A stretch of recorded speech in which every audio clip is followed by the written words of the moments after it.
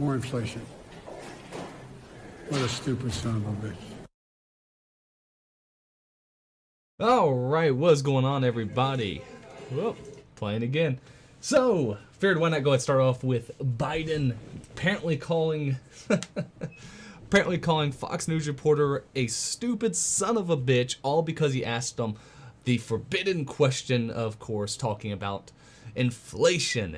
We can't talk about inflation because, let's face it, Biden does not care at all about any of us, right? It's Biden and elites, just always a worthy reminder. But either way, what is up, everybody? I am so happy to be back. I am still a little bit under the weather. Unfortunately, I've been gone for quite a while.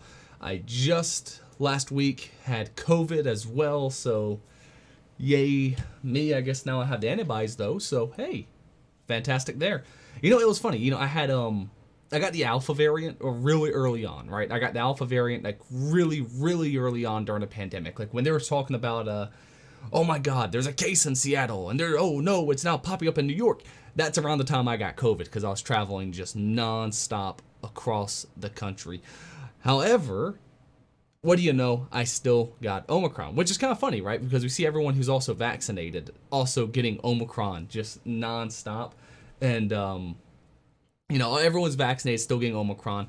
Me, I'm not vaccinated, but I had the alpha variant, which is why my doctor recommended me not to get vaccinated, by the way. So, you know, not saying what you should do. I'm just saying, you know, that's what my doctor recommended. I didn't get the vaccine because I had the alpha variant. I still got Omicron as well. I got Omicron. My wife got Omicron. My son got Omicron. We all were stuck with Omicron last week. And so if I'm still coughing a little bit, I do apologize. If I'm still a little fuzzy-headed, I do apologize. But, you know, at least at this point, I'm done with COVID, right? I am absolutely done with COVID. I was already done with COVID, to be honest, the minute it started, because I already, you know, I started off having the alpha variant. I wasn't too concerned. But at this point, I'm tired of it. I'm tired of it even being talked about so much. I am through with it. I'm done with COVID altogether. And apparently I am not alone. So one of the first things I wanted to talk about today is apparently Barry Weiss on Bill Maher, right? And by the way, this is the first time we're doing a live stream like this. If you enjoy it, hey, please like the video, you know, comment below, all that stuff. You know, I'm seeing the comments right here. So if you do want to comment, go right ahead, really, you know, I'll definitely go through them. But anyway, Barry Weiss on Bill Maher sparks controversy because she dared say she was done with COVID. I'm done with COVID. Oh, I'm done. It's like I went so hard on COVID. I remember. Sprayed the Pringles cans that I bought at the grocery store, stripped my clothes off because I thought COVID would be on my clothes. Like, I did it all. I watched Tiger King. I got to the end of Spotify. Like, we all did it, right? And no, we didn't all do it. Well, here's the thing. A lot of us did do it. And then we were told, you get the vaccine. You get the vaccine and you get back to normal. And we haven't gotten back to normal. So that's really all she said. All she said basically is that, you know what, I did everything they told me to do. I did everything they told me to do. I sat there, I isolated, I got vaccinated. She said she was wiping down Pringle cans, I guess, because she was worried that she was going to get it from the person delivering her food, I guess. Which, by the way, how much of an elitist are you, or where that's how you receive your food in the first place? I'm just gonna put that there. Don't get me wrong, we order food every now and again too, but I mean, I'm just saying, these people, like, come on now, have some, you know, I guess awareness to the fact of how superior you are in society at this point, when you can just sit there and say, instead of getting groceries, I want to have you deliver it to me. But which I'm assuming is kind of what she meant by that. So if she's not, sorry. But she says, you know, she's done everything. She's done everything at this point. She's, you know, wiped down everything. She isolated, she got vaccinated, and still nothing has gone back normal. It has been 2 years. We're on year 2 of 15 days of slow to spread. And things are still in some areas just as bad as ever. Now, don't get me wrong, in many areas they're not that bad. Like where I live, listen, no one's enforcing any mask mandates. No one's enforcing anything of that nature, right? It's pretty just normal actually at this point. And besides obviously the terrible inflation and Walmart not having food and fast food now taking forever because no one's working. Besides all that stuff, COVID-wise, everything's back to normal for us, right? We're pretty just pretty simple. And frankly, half the country's like this, right? Half the country at this point is back to normal. If you live in Florida, you're back normal. If you live in Texas, back normal. If you live in anywhere in the middle of the country, you're back normal. And even if you live in some of these like liberal hellhole states, like even places in California and Washington State, if you live in the rural areas, no one's caring. All right, when I was in New York during the height of all of this, guess what? When I went over to the Bronx, many places in the Bronx did not care if you walked in without a mask. They really did not. Now, I don't know how they are right now, of course, with the mandated vaccine cards they got over there now. I mean, the show me your papers law. But when it comes to many of these areas, once you go outside cities, almost everyone is already back to normal at this point. So her saying she's done with COVID, is it really that shocking? I mean, for those of us who've been living outside, I mean, it hasn't been that big of a deal. I mean, my family's doing well financially. We haven't, we had a kid. We're just going to church like normal. We're doing everything normal. We're doing everything normal at this point. So for us, COVID hasn't made a difference in our life, to be honest. It really hasn't. We've been very fortunate, right? We've been very fortunate. COVID has not made a difference in our life. However, for a lot of people, COVID's made a shit ton of difference. So, right here, and this is from the New York Post, by the way.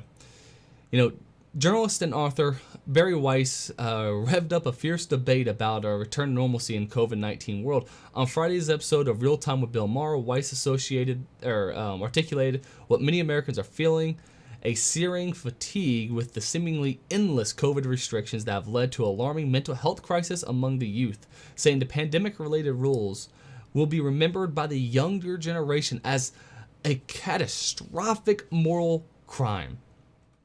I'm done with COVID, I'm done with COVID, she says, knowing that early in the pandemic she complied with every recommendation, and of course some of the stuff she said there. But let's go back right here. The younger generation will, as a catastrophic moral crime. This is what this will be remembered for. She is 100% right when she says that this will be remembered as a moral crime against the younger generation. Kids need certain signals to grow and develop properly, right? They need to be able to see they need to see people's faces. They need facial recognition skills. They gotta be able to be outside and play, especially for boys, right? Boys need to, and let's face it, we kind of need to hit each other a couple times, right? You play, I can't say the word of what we used to play back then. What do you call it now? I guess it'll be kind of like oddball, where someone has the football and everyone tries to tackle the one guy with the football. Obviously, you can't say what it's really called now these days, but you know what I'm talking about. Red Rover and, of course, basketball, football, we were physical sports are very important for boys. And we're taking that away from them. We're taking away the physicality of life. We're taking away facial recognition. We're turning basically everyone into robots where they're having to be stuck at their computer 24/7, never getting up. This will have a major impact. And, she also pointed out the fact there's an alarming mental health crisis among the youth. And it's no surprise. When you take away everything that makes us human, you're going to have people who feel just alienated from society. Because face it, there's some people who are energetic enough to a point where none of this matters. Right? They will have friends no matter what. There's some people, though, man, you take them out of school and they got nobody. They got no one around them, no one online. That is just, it's bad. It's really bad for them. Not only that, but when they're stuck online, what do they constantly see? They see what everyone else is doing. They start comparing themselves to what everyone else is doing all around them. You see this very heavily with young girls, especially during the pandemic right now, who there's been many suicides among young girls right now, and probably because they're online more than ever. Right? Online is not good, especially for, girls who, biologically speaking, are more social creatures, right? Us guys, we typically need to be competitive in a certain way, but females, they need to be more social. They need to be talking with friends. They need to be able to have that. And without that, and you're seeing just on all sides of the field here, just countless mental health problem after mental health problems. It's just unreal. They can't get outside. They can't get out of their house. They feel like they're in a rut. I mean, for a lot of people, if you sit down in your house all day, every day, you're going to feel like you're in a rut. I mean, people feel like that when they go to work, right? And that's getting out of the house. Even if you are as a kid and you're just stuck playing video games all day long, all day long, all day long. A lot of people live in cities where they don't have a backyard to go play in. You know, I was fortunate when I was a kid where if we got tired of staying inside, okay, we went outside, we hit a basketball goal in my front yard, right? Or we went out and just went to the woods. More of a thicket, to be honest. But, you know, we went through there and went to the swamp and saw snakes and spiders and all sorts of crazy things that we shouldn't have been messing with when we were little. And we had adventures and fun, and that's how we sat there and broke up the monotony of any given day. But this is not what everyone has around them. Many people are going to be stuck in these just small 2-bedroom apartments with a big family in some cases, just on top. It's why city life is barbaric as hell, right? You're packed together like a bunch of sardines. It's not good. So, it takes, you know, then we were told you get the vaccine, you get back to normal. And we haven't gotten back to normal, and it's ridiculous at this point. If you believe in the science, you will look at the data we did not have 2 years ago. You will find that, well, I'm not sure if I can say that cloth masks, she's saying cloth masks don't do anything. I'm not saying that. I'm not saying that, YouTube. All right, I'm not saying that. She's saying that you will realize you can show your vaccine passport at a restaurant and still be asymptomatic and be carrying Omicron, and you will realize, most importantly, that this is going to be remembered by the younger generation. Yeah, catastrophic moral crime. Now, that's actually a good point. You know, you can show your vaccine passport and still be an asymptomatic carrier of Omicron and get someone sick. Right? The vaccine passports do nothing in this regard. They literally do nothing in this regard. You can still get people sick, whether you're vaccinated or not. Now, is it less likely? I think so, is what it looks like. It's also less likely for me to spread it because, well, I've already had both of them, so Alpha and Omicron, so, you know, I mean, shouldn't that be taken into account? But even then, who's to say that the government has any right to force upon a business how they have to regulate these issues, how they have to navigate these issues? And for one, let's put it this way, federal authority's never been effective when it comes to handling many of these crises in the past, right? A centralized authority never does. Why don't we have the businesses, the private sector, find a way to navigate this issue on their own? More than likely, they'll navigate it just fine. If this really is a terrible, awful, deadly disease and people are dropping dead all around you, people aren't going to come into work in the first place, right? If they don't feel safe, they're not going to come into work. So let the private sector navigate this. Weiss, who hosts a podcast honestly, and many of her liberal and progressive friends agree with her, but keep mum because they're afraid to be labeled anti-vaccine or Trump supporter. And, you know, that's a funny thing right there. You know, in fact, of course, if you say anything bad about what's happening right now, anything going on with COVID whatsoever, you're now deemed a Trump supporter, which is also funny because who created the vaccine? Who got the vaccine out? And it's funny because Trump has been pushing and pushing and pushing to be acknowledged as the person who got the vaccine out. He's going on every chance he gets, he goes on and says, hey, you know, I created the vaccine and everyone should get vaccinated. That's Trump. That's Trump. Right? So it's just funny the fact of if you're anti-vaccine, or not even anti-vaccine, just anti this particular vaccine, you're labeled now as a Trump supporter. Especially for a lot of us who are so on Trump still. I'm more libertarian, some kind of...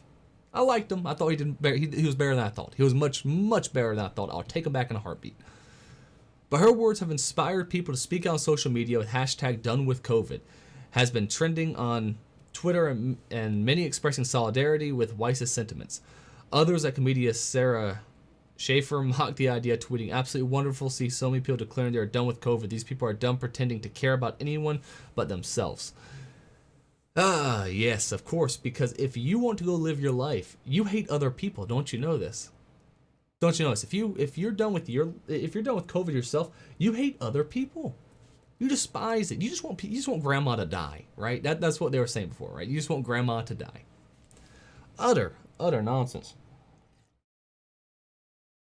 But the tweet has been going on, you know, done with COVID, So and a lot of it now is, of course, just insulting the people who are, saying that these are people who didn't even watch the segment. So you see, but Bill Maher and Barry Weiss are done with COVID, so you should stop too. Stop listening to those morons. Get vaxxed, get boosted, protect yourselves, wear a mask until Omicron fades. Except for the fact of, as far as we know, Omicron's affecting everyone. Right? Omicron's affecting everyone. You're done with COVID. Yeah, who effing isn't? But feeling done with it doesn't make it go away on its own. Now, does it? Mask up, get your shots, and get in line behind the rest of us, you selfish rats.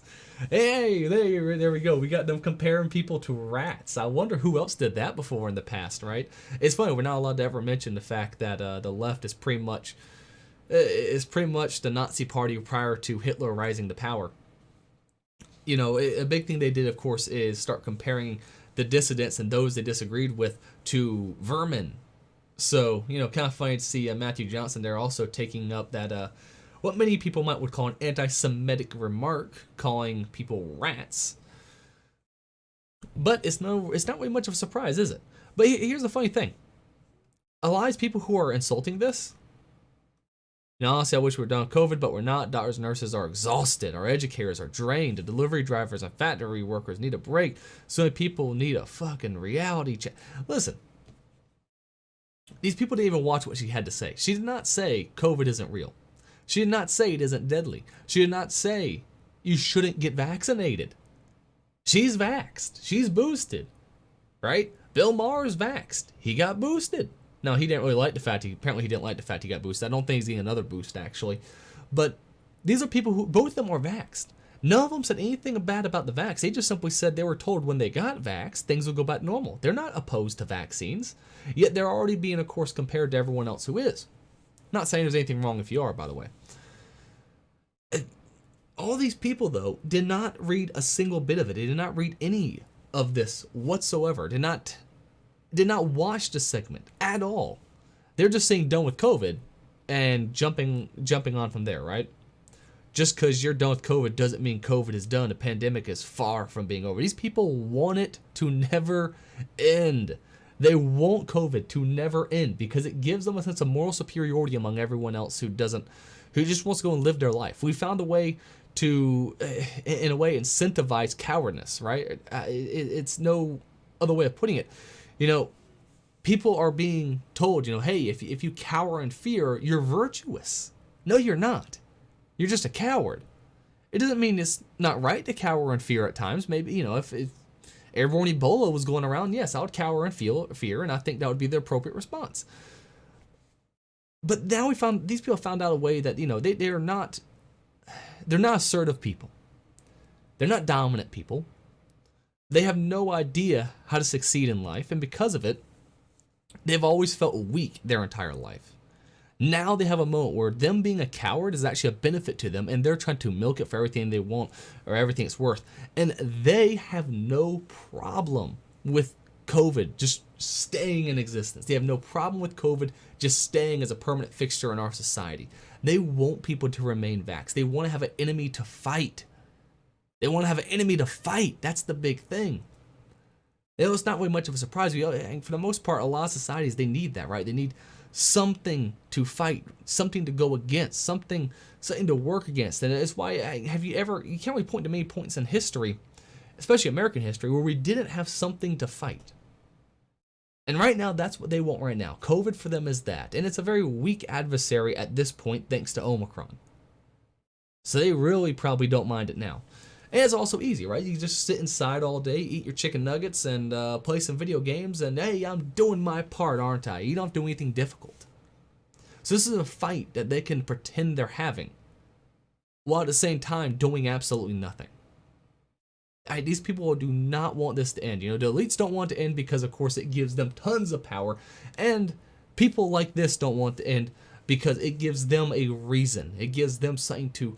it gives them a reason for their laziness. It gives them a reason for their cowardness. It gives them a reason to just, berate other people who they disagree with as immoral, not just wrong.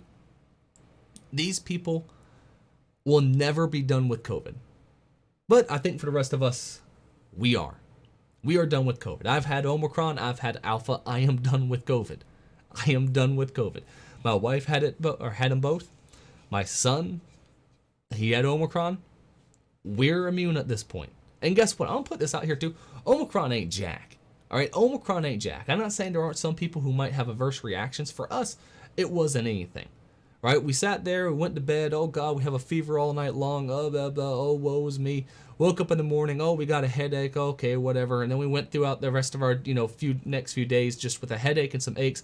Now, I'm a little bit tired still. I got a slight cough that doesn't want to go away entirely. But other than that, I feel fine. All right, Omicron really was less than an average flu for me personally. Again, other people might have different responses. For me, it was less than a flu. So I'm done with COVID. I am through with it.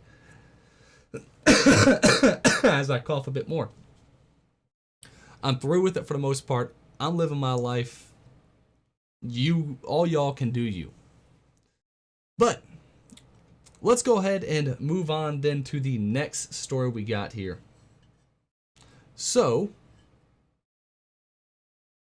this is going to be the interesting thing here.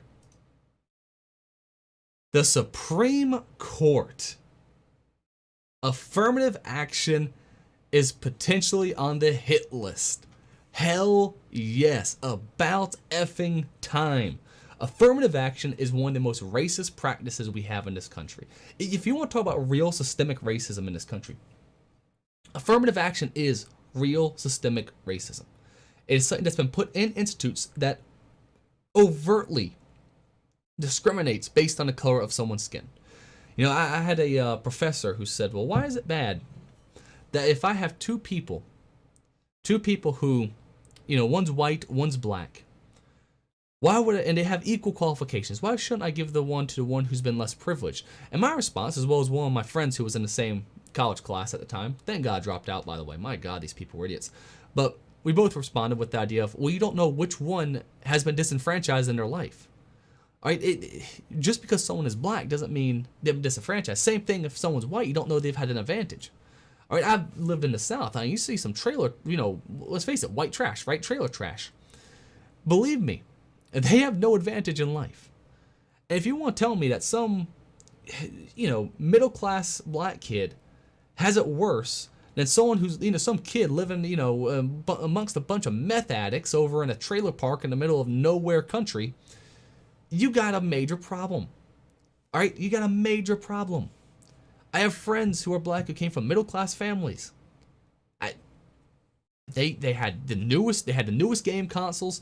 They had four-wheelers. They had those their family had those motor golf carts. So before they had like the mules and stuff like that, but the those golf carts they'd drive around the neighborhood with and stuff like that. They would take the boat out 'cause we lived on the water, so they took and by water I don't mean like we lived on a fancy a really nice lake. We lived near the we were living near the Outer Banks, so live near the beach and the water and all that stuff. So they would go out, take out the boat and stuff like that.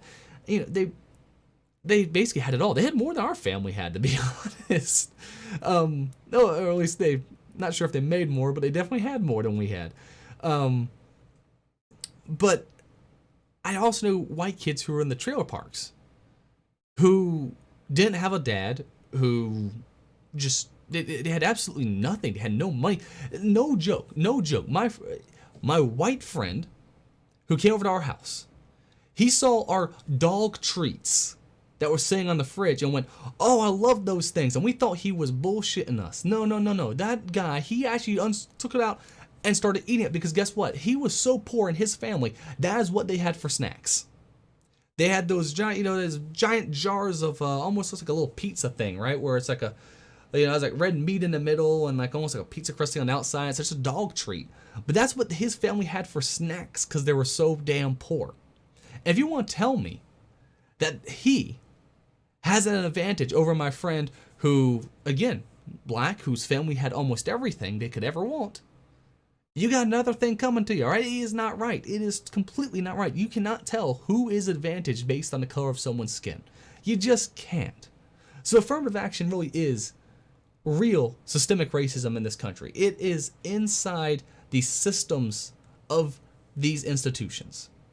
And not just institution of college, mind you, which this is what this one's more talking about. This one's talking about mostly what's happening in Harvard, where you have, Asian students having to sit there and score, multiple points higher on their SAT scores than black students or white students even. And here's the thing, even white students have to score a higher level on their SAT scores than black students. Guess what? I don't want my kid, for the most part, going to Harvard or any of these damn colleges, for the most part. If he wants to be a lawyer, then sure. If he wants to be a doctor, well, sure. But for the most part, I'd rather him go to a trade school.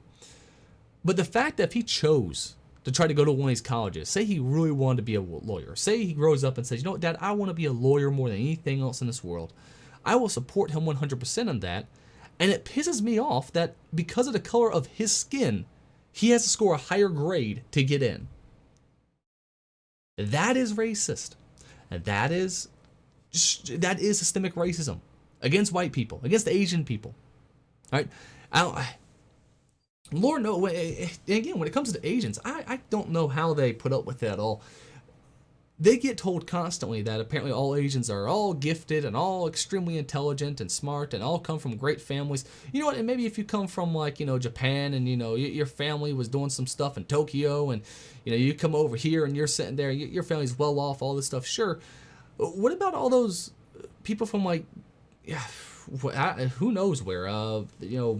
Let's say the people who fled places like North Vietnam or something like that and managed to get over here to America with almost nothing. Are they just do they have the same advantage as some kid from Japan who came from a nice upper class family? All right, you can't base these things on the color of someone's skin. You can't base it on their race. It is just not right. You cannot come up with a firm argument as to why all people of the only way this works, the only way you could sit there and base any of these practices based on the color of someone's skin is if everyone of a certain skin color was exactly the same, which in itself is racist. Right? If you believe that, you are a racist. So let's look over here through NPR. U.S. Supreme Court agreed Monday to revisit the questions of affirmative action in higher education, deciding to hear the case challenging the use of race as one factor in admissions at Harvard University and University of North Carolina. I'm in North Carolina. With the court already having heard arguments this term on abortion and guns, the affirmative action case marks yet another politically charged issue that threatens to uproot decades of legal doctrine. Arguments in the pair of cases will likely be heard in the court's new term, which begins in October. So we still are a ways out. But this is great they're actually agreeing to finally hear this, right? Especially now that we got a majority non-racist court, because I'm sorry, anyone who says you're okay with affirmative action is a racist. There is no way around it. You are a racist if you believe in affirmative action. All right, so let's see. The court will consider more than just details of how Harvard and UNC operates their affirmative action programs. They'll also re-examine 43 years of precedent and asking whether race can ever play a role in admissions. No, it should not. Both cases were filed on same day back in 2014 by the conservative activist group Students for Fair Admissions. The suit claimed that Harvard and UNC impermissibly used race in their administrative processes to discriminate against Asian Americans. And guess what? They also discriminate against white Americans. I know we can't put that out there. I know we're not allowed to be talking about it, but it's the truth. White people have to score on average higher than black people. That's a problem. All right? It's funny to say this is a conservative, it took a conservative group to fight racism again. It took a conservative group to stop systemic racism again. Not too surprising. Starting in 1978, Supreme Court has upheld constitutionality of affirmative action programs 3 times. In each of these cases, the court's controlling opinion was authorized by a traditionally conservative justice, but 3 of the justices who voted against affirmative action in 2016, John Roberts and John Clarence Thomas and Samuel Alito, are still on the court and now have been joined by Trump-appointed conservatives. See, so now we actually have a chance. And it's funny, they're kind of couching this argument as, well, it's the way it's always been. It's already been upheld so many times. You know what else was as it's always been? Discrimination and slavery. Yet we abolished them because we still found out later they were wrong. Or not found out exactly. We knew back then they were wrong too, but it was only at that point that we had the ability to get these things removed. So, it could be upheld for 500 years for all I care. It's racist, then it's got to go. It's as simple as that.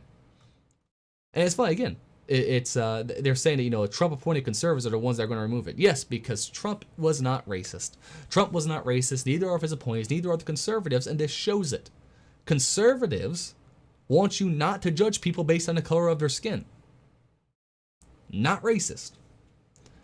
When it comes to the affirmative action, Harvard's program has long been a model cited at the court dealing with programs for other schools. Now Harvard must defend its own policies, and the school says it treats every applicant as an individual and only looks at a race as one piece of a holistic puzzle. Ooh, only one piece. It doesn't matter. It shouldn't be any piece. Why does your color of your skin matter even slightly when it comes to schooling? Your color of your skin should not matter even remotely when it comes to schooling, because again, you don't know what people have been through. And the only way it works is if you believe everyone of one color is exactly the same. And that's obviously not true. You have to be a racist to believe such a thing. But some Asian American students who were denied admissions countered that Harvard's defense amounts to subterfuge. They alleged that Harvard's effectively used racial quotas and discriminated against Asian Americans. Because here's the funny thing: as much as they want to talk about us having a white supremacist country that benefits only the white man, you know who really gets ahead in today's society? You want to know who really gets ahead in America? Asians. Asians do amazing in America. And when they're not discriminated against by leftists, they typically make up the majority of those who are going to high-level colleges, because guess what? They on average study harder. It's as simple as that. It's as simple as that. They on average study harder, on average are usually more intelligent IQ-wise. It is what it is. Meritocracy. With meritocracy, typically Asians outperform every other race when it comes to education, as well as some other things. They might be, I can't say that. But they outperform almost all other races on many, many levels. So the fact they're having to be discriminated against to keep them out of the schools is, of course, the leftist answer, because the left is a bunch of racists. They are racist against anyone who, of course, has any merit. So, the district has found scant evidence to support these claims. In November 2020, an appeals court agreed that in their appeal to the Supreme Court, the students are asking the justices to erase affirmative action altogether. Yes. Last fall, students for the fair admissions was handed another loss by a federal judge in North Carolina who found UNC's consideration of race as a factor in its holistic administration process to be permissible. Skipping the Court of Appeals, students for fair admissions sought relief directly from the Supreme Court. The court agreed Friday to consider the case as a companion to the Harvard case. Fantastic, because this is what we really need. We need this to go in front of the Supreme Court. We need this to be taken care of as soon as possible.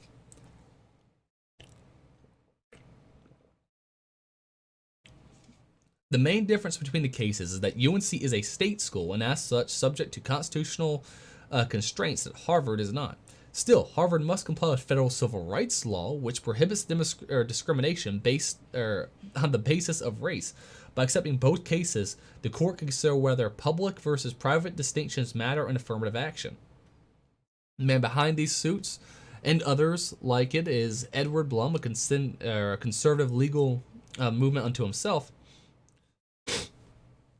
The former financial advisor and one-time congressional candidate has been a driving force behind cases opposing affirmative action for years and has helped organize more than 24 similar suits, including the 2016 Supreme Court case that unsuccessfully challenged the University of Texas affirmative action policy. Blum had also spearheaded the attacks against the 1965 Voter Rights Act, culminating in the court's 2013 decision, Shelby County versus Holder, essentially gutting the law.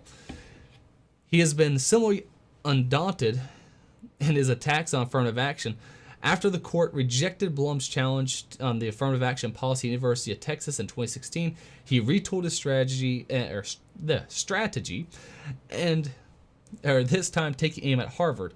He argued that the high-achieving Asian American students were being denied administration because or admissions because of race, though he initially struggled to get Asian students to join his suit. He filed the lawsuit before actually finding any. His organization, Students for Fair Admissions, now says it has 20,000 members. It's unclear, though, how many of those members are Asian Americans. It doesn't matter how many are Asian Americans at the end of the day. It really doesn't. At the end of the day, is we're saying that they're really using the Asian American, what's happening with Asian Americans, as a way to really get us in front of the courts. Because let's face it, if they say white Americans, no one's going to listen. I hate to say it, no one will listen. Which is a shame. It really is a shame. Because affirmative action really should be a unified thing. Everyone should agree affirmative action is wrong. Anyone who doesn't get a job in a company that says they have affirmative action hiring processes should probably file a lawsuit and claim that was the reason why. Even if they don't have evidence of it, they can at least try to see. Because the fact is without that being removed, there's no way of ever knowing if you got the job because you were a certain race. Or did you not get the job because you were a certain race? It's impossible to know that with any company that allows affirmative action in their hiring process. So it is great to see the Supreme Court is taking this case on. It's about time to. We've gone through this for so long about this idea of, can we or can't we use race as a hiring metric, which is utterly insane. I don't know how this has been allowed to go on for as long as it has. But let's be honest, for the most part, it's been because, again, no one's going to take you seriously when you see a white person was discriminated against. This right here, however, because it's Asians who are primarily being discriminated against, and with, of course, the left pushing their Stop Asian Hate campaign, it makes it easier to get in front of the court, which is fantastic. It makes it fantastic, right? Because the reality is even, they can couch it however you want to couch it. As long as affirmative action gets removed, I don't care. Right? I don't care because it's wrong, because it's evil. No one should be discriminated against because of the color of their skin. No one should be discriminated against because of the race they were born into. None of that matters one bit. The reality is I have more in common with a black man in America than I have with some random Russian, right? Just because me and the Russian might both be white doesn't mean we have any real connection to one another at all. I have more cultural norms with a black man in America, right? Race does not really matter one bit. There is no racial connection that actually exists, anything beyond whatever we make up in our minds. So it's good to see affirmative action finally being looked at and being done away with.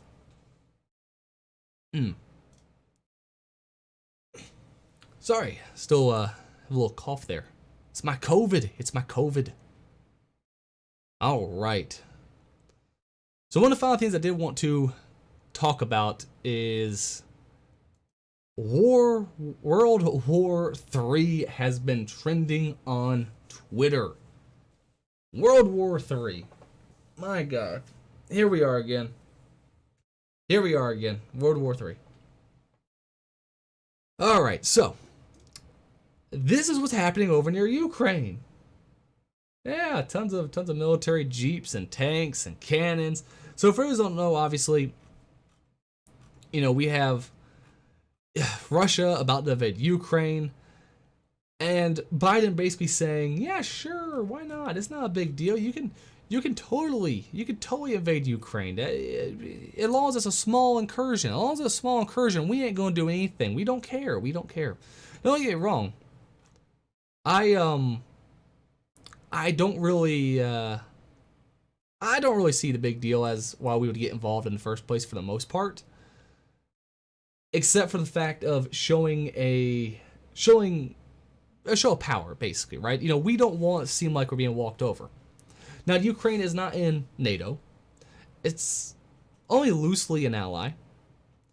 So the idea that we should get involved, it's still kind of on the fence, right? But the reality is that we did say we would defend Ukraine for the most part. So, excuse me. So we have to take that into consideration, because if we don't, then guess what? Every one of our allies starts questioning us. Every one of our allies starts saying, will we actually have their back? Now, Biden administration is writing up military orders for units to be sent over to the, Eastern Europe. This is, of course, pretty expected. We have to have that show of force, but what we'll be interested to see is, will this be an actual lead into war? Or will it be just like what happened under the Obama administration? Biden said, well, I know how to go toe-to-toe with Russia because I've done it before. Last time he went toe-to-toe with Russia, Ukraine gave up a large portion of their land to Russia. I kind of hope that's all this is. I'll be honest. It seems like it would be more beneficial if, all that ends up happening is, hey, they take a little bit of land, but leave Ukraine alone for the most part. That would be probably the better outcome, so we don't have to get involved in a war. However, it goes without saying there's other issues kind of around this.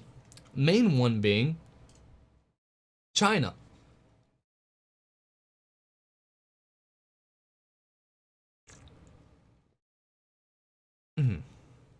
So China has been flying apparently tons of warplanes all around Taiwan. And here's what we have to really consider. China wants Taiwan. They've always wanted Taiwan. They are more than willing to attack Taiwan. We have said countless times we would defend Taiwan. So we have a reason. There is a red line in some places, and Taiwan's a red line. At least it's supposed to be a red line. What worries me is if we allow Russia to invade Ukraine even slightly, China easily could use that as a excuse, saying, you know what, America isn't doing anything, let's invade Taiwan. That worries me. Taiwan's a major asset to America, not just for military wise, right? Don't get me wrong, having their space, how close they are to China, it's a good place to have a base at, right? So don't get me wrong, Taiwan is a very much a military asset, but it's not just a military asset. Almost everything you have in your computer right now, everything in your phone, a lot of it comes from places like Taiwan. Excuse me. So Taiwan is a major manufacturer of almost all things electronics. A big thing right now, if you're into the computer gaming scene at all, is graphics cards. And everyone who's into graphics cards understands that right now there are no graphics cards to be had. No one knows when the prices are going to start shooting down. I mean, the price for a graphics card normally should be around $400, and that $400 graphics card is instead going for about $1,200 to $1,300. That's how bad the market is for graphics cards at this point. Almost all of this stuff comes from Taiwan. The processor that goes in your computer, probably made out of Taiwan. The big places for anything electronics is Taiwan and South Korea. Guess what China wants? China wants Taiwan, and guess where they will go afterwards? They will go to South Korea. We cannot allow these countries to fall, because if they do, there goes almost all of our silicon, right? All of our silicon, right? Which is what's used for making almost every part in the computer. If we lose Taiwan, our entire infrastructure in this country falls apart overnight. That is what would happen. And China gains, of course, all of it. So when we're talking about Russia, we also have to remember that there's other countries out there, one of which is China, who, if we show weakness, China will start making even more advances. And they already are. Again, they're flying tons of warplanes near Taiwan. So let's see here.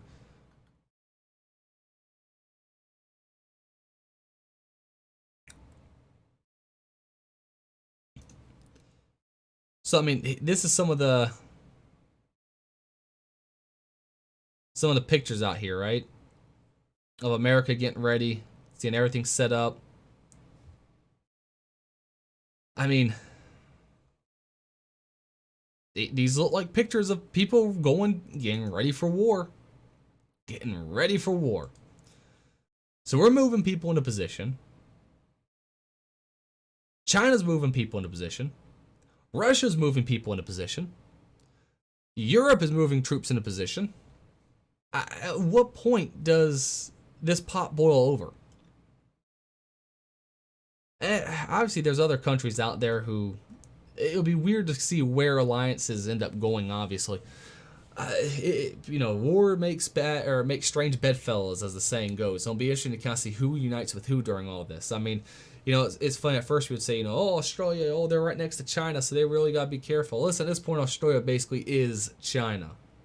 All right, Australia basically is China. I would not be surprised if they joined up with China if a war broke out, right? Because as far as I can tell, they're just as authoritarian over there.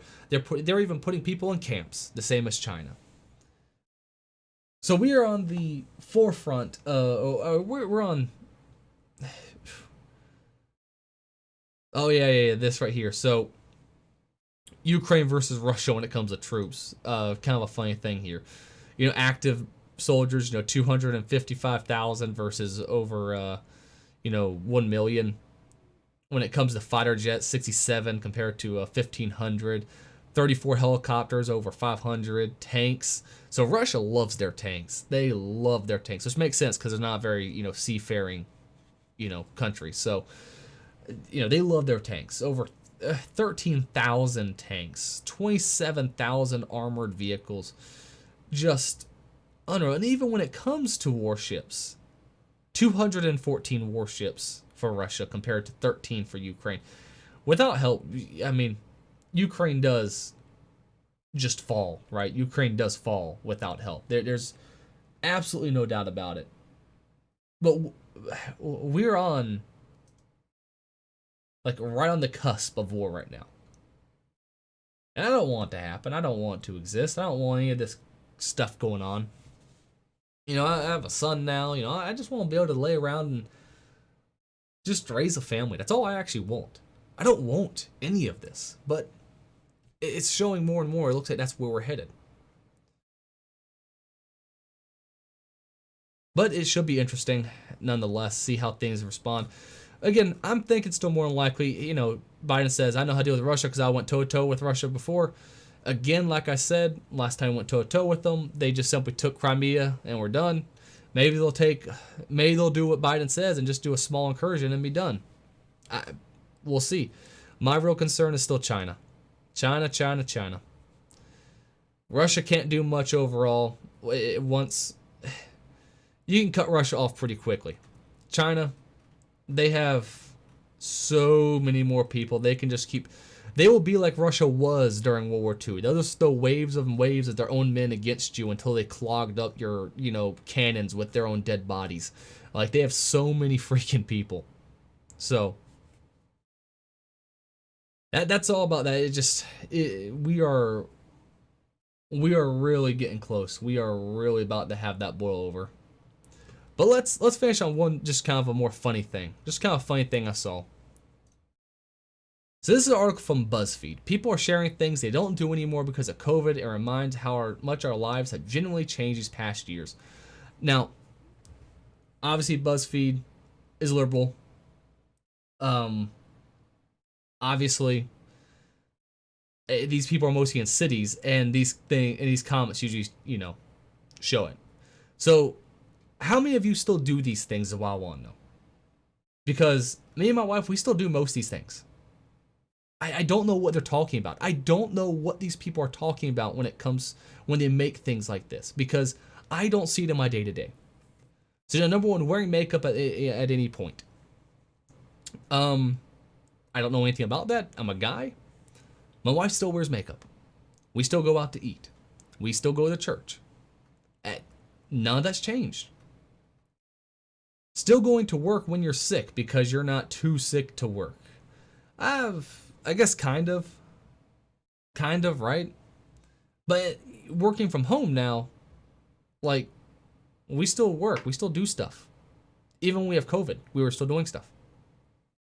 And we're working from home, but still,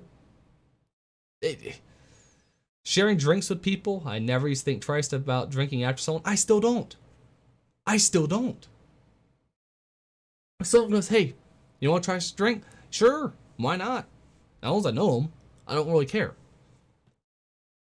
Blowing out candles on a cake, then serving cake to other people. What is wrong with these people at this point? What is wrong with you? Eat the damn cake. It's a birthday cake.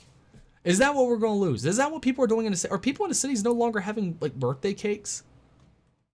Flying on an airplane, flew for the first time in 2018. Shit was weird, man. It's weird because you can't see anyone's faces, sure, I guess, but like, I flew a bunch in 2021, I think I was flying a bunch. It might have been 2020 I was flying a bunch. Yeah, I think it was 20. I think it was like the end of 2020 and beginning of 2021 I was flying nonstop. So I guess overall, though, it was all pretty much the same. Knowing what the lower half of faces look like, I imagine my own version, and then I see them without a mask, and I get sort of dissonance. I guess. Yeah, that's kind of weird. You're kind of weird. Your place you live in, that's kind of weird. How do you... For those of you still working in an office, like, how many of you still care about the masks exactly? I don't know. It just seems... we were at the Renaissance Fair, no one's wearing masks. We go to church, no one's wearing masks. We go to restaurants, no one's wearing masks. I don't get it. Coughing, sneezing in public. Man, if I have a cough, I make it intentional, make it as loud as possible at this point. If I sneeze as loud as possible at this point. If someone's gonna be uncomfortable with it, it's just, at this point, it's almost fun to go through Walmart and just sneeze really loudly. Like, still cover your sneeze because, you're not gross. But, man, it scares the out of people these days. Reading lips. This is actually a good one. I'm autistic and auditory processing disorder. Sometimes I hear syllables instead of actual words, so I lip read to make sure I'm hearing somebody correctly. Masks have created many awkward, embarrassing, confusing interactions for me because I can't read lips anymore. There was, I think, a woman in New York City.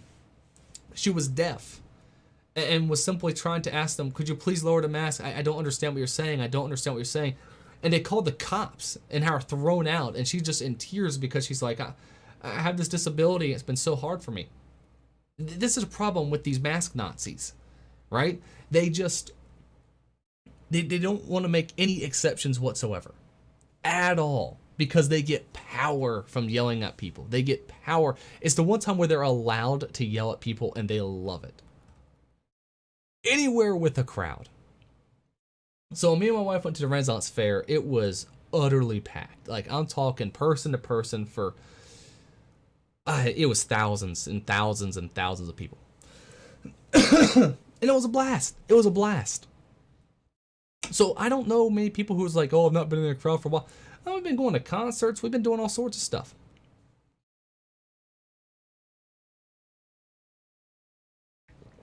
Excuse me.